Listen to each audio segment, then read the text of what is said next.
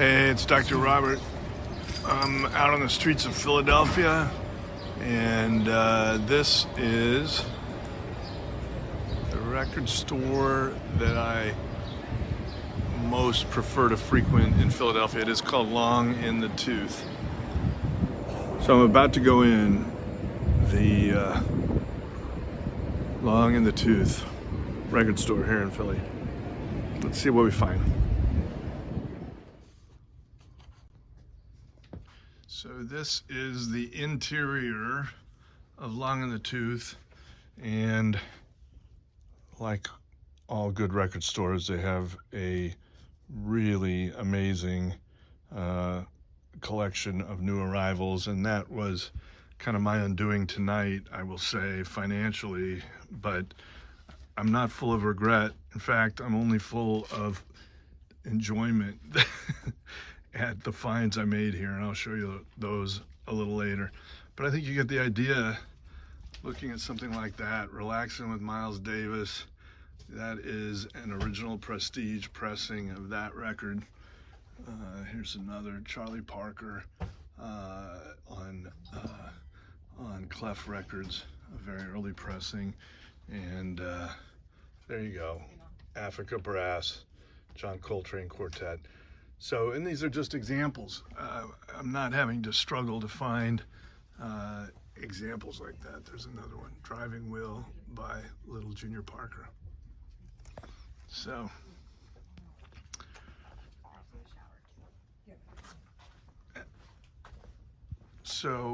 this is a family-run business that's been here for 16 years, and I don't think I know your name. I'm Violet. Violet, it's nice to meet you. I'm Dr. Robert. Nice to doing meet a you too. YouTube thing Oh, about that's record cool. stores. Hi. Yes. So your parents have indoctrinated you into running a record store? Is that, you think that is your future, or are you just here helping out, or I don't know. it's too soon to tell? Violet's actually really grown up in a record store. We had this store a few years before she was born, and she's been here the whole time. So I can get you both on here. Kind of crazy. Yeah, that is, I'm kind of jealous of your childhood, Violet. so, and this is Janice, and I know you and your husband, and I'm sorry your husband is experiencing sciatica. Right. And, I've tried to do my best, and can I verify, I did not drop a bill for any of my advice tonight, did I? No, you did not. I appreciate that. I did try to negotiate a good price on my records. I think you did well with that. I did okay with that.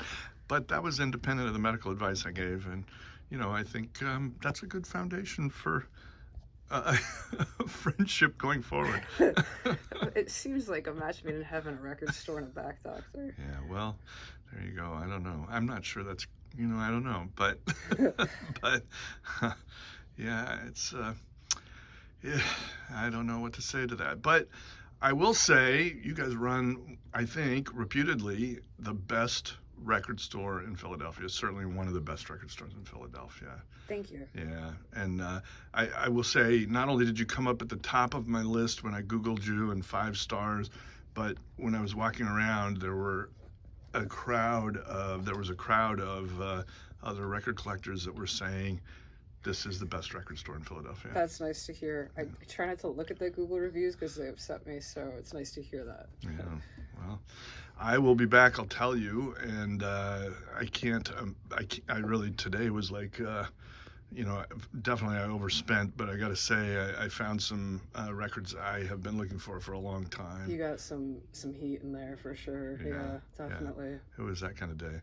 So, all right, Violet and Janice from Long in the Tooth Records in Philadelphia. Thank you. All right, guys. Hey, vinyl community. This is Dr. Robert. I'm checking in. I think you've seen the preview to this video, which is an interview with a store manager in Philadelphia. That was the Long in the Tooth Records in downtown Philly. I was there last week and really ran into an incredible set of records, many of which I've been looking for and many I didn't know I was looking for. It was a great trip. I was in Philly for some business, and I went up to New York City and did some record shopping in New York City as well, and was able to have dinner and lunch with my daughter Friday and Saturday, and that was definitely the highlight of the trip. but the records that I found in Philadelphia, I wanted to share with you guys. And I'll share some of the other records in my collection that these connect with as part of the presentation. So some of these I don't really know. This is one I didn't know I wanted. This is Skin Alley. They're a British band, I believe, based on the title of the album, 2 Quid Deal. The interesting thing about this is it's on Stax Records in the Memphis label, and why this band would have ended up on Stax, I have no idea, but this is their 1973 record, and I'm interested to hear. I'll let you know maybe in a later video what the hell that's about. I really don't know. Here's a record by Gil Scott-Heron and Brian Jackson that I didn't have, Secrets. I've got most of Gil Scott-Heron's output, not all of it. Some of it is really hard to find, and I'm still looking for that, but he's somebody I just really can't resist. Here was a Freddie King record that I didn't have. This is on Cotillion, and he's another one I'm slowly piecing together a good bit of his output, but again, it is rare and hard to find a lot of it. This was a performer I was not familiar with, Jimmy Hughes. This is a soul record from 1967. It's on the original stereo Atco label. And one of the things I thought was very interesting about this record is this writing. Does that look familiar to you? And I think it should, because it is nearly identical. It's identical in script to this title on Aretha Franklin's I Never Loved a Man the Way I Love You, which was on Atlantic, not the subsidiary Atco. But that's, I think, an interesting parallel, and I've got a stereo copy here of that record as well. Of course, this is a dynamite record. Jimmy Hughes, of course, not nearly so famous as Aretha, but I think it's interesting to see that they obviously were using the same cartographer, I guess, or I don't know, that's not the right word, the same graphic artist for both covers. Found a Steve Earle record. This is from 1988, Dynamite record on Uni label, and really enjoyed finding that. Still piecing together his output as well. Edgar Froese of Tangerine Dream, I believe that's how you pronounce it, I'm not 100% sure. But this is a solo album by him called Aqua on the original Virgin US label, with the picture of the 2 virgins and a dragon on the label. This is a cool record. Tim Davis, he was a member of the original Steve Miller Band. He's got some of his friends from the band on this record, including Boz Scaggs on guitar. He's also got Michael Bloomfield playing guitar on this record. He put out a couple of solo records. Here's the other one, which I scored a few years back. Both of these very, very good, kind of easy rolling rock and roll and blues, and both of them with really good bands. On this other one, he's got Tracy Nelson, Lonnie Turner, some other notable names in his backing band. So I don't know what became of him.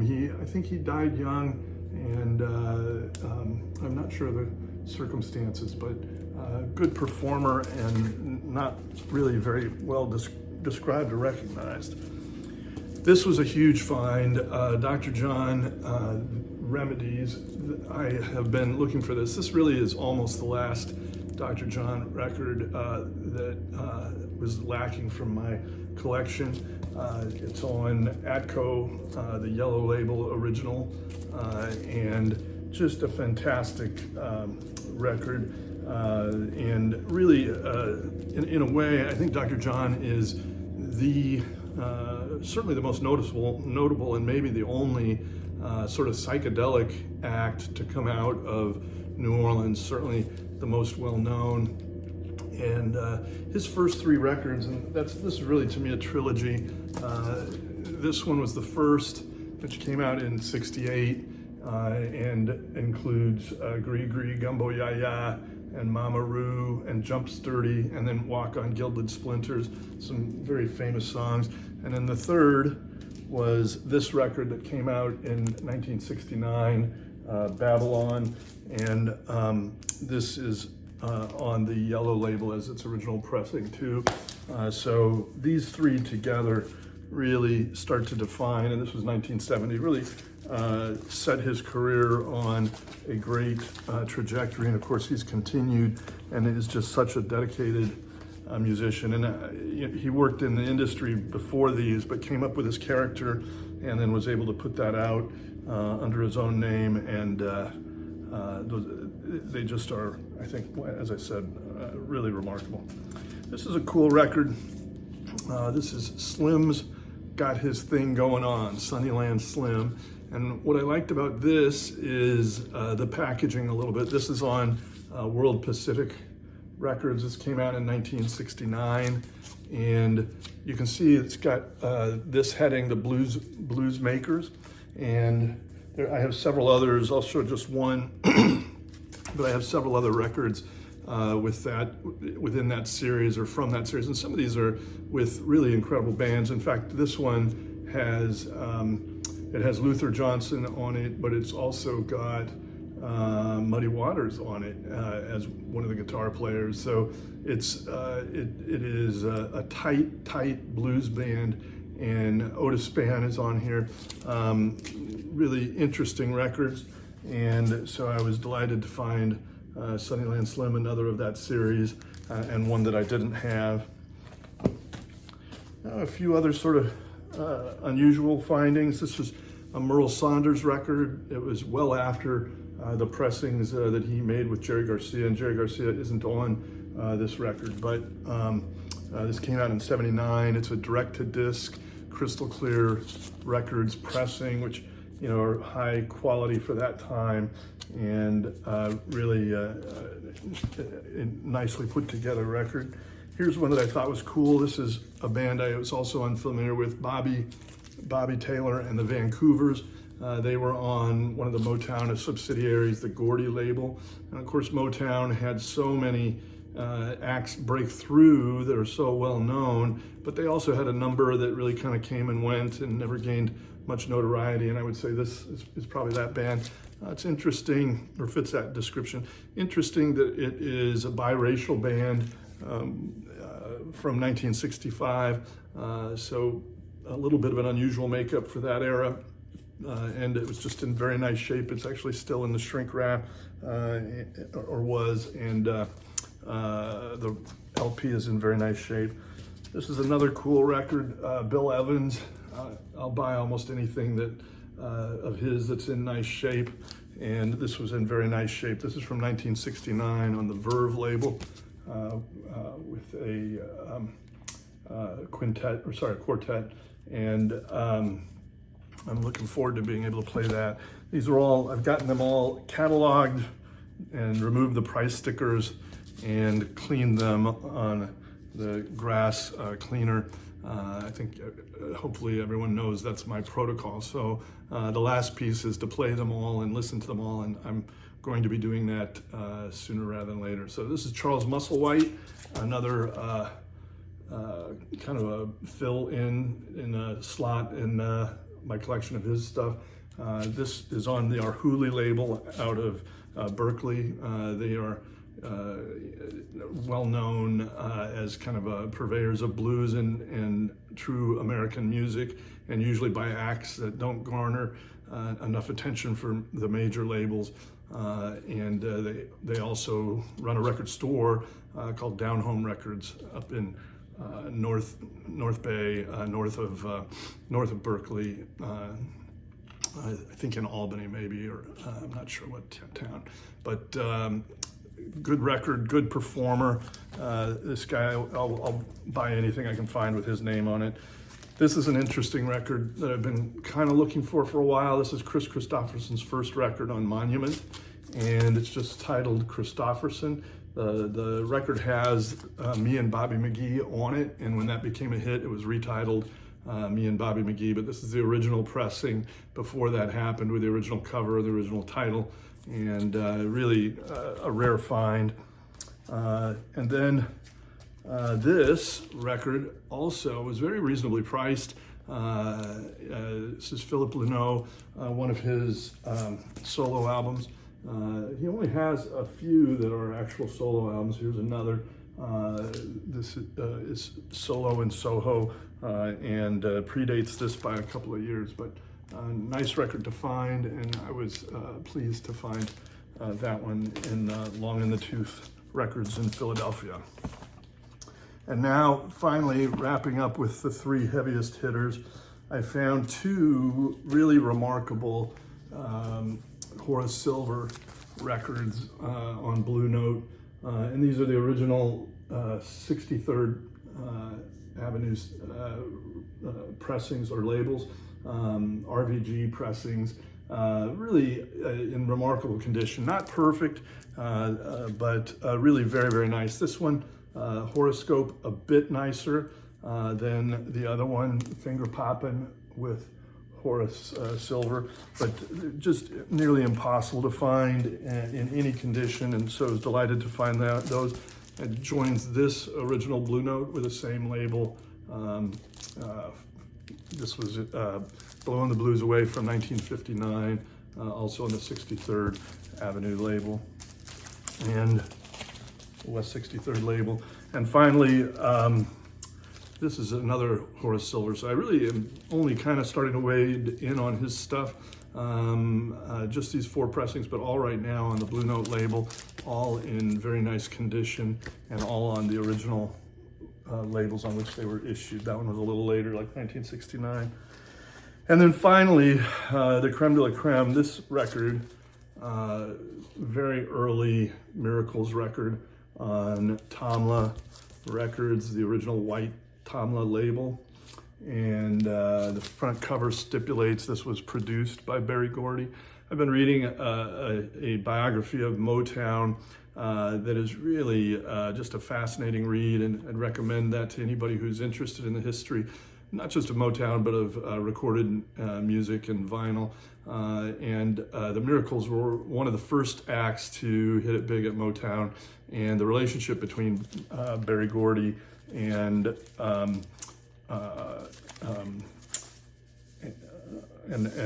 Smokey Robinson was always very close and a very trusting relationship, and I think they really really hit it off with each other, and were very avid supporters of each other. So I'm trying to get all of the original Miracles records. I'm still lacking a few. Not all of these are in perfect shape either, but that's the joy, if you want to call it that, of record collecting, record hunting. Is a lot of it is in the hunt and in the bins and flipping through records, trying to find our holy grails. So I'm still on that path with the Miracles and with another number of artists actually, and really it's a rare day to find as much as I found in this one store in Philadelphia. So I wanted to give them a shout out, and it was a really very pleasant place to shop, as well as a very successful vinyl hunt. So until next time, the doctor is out.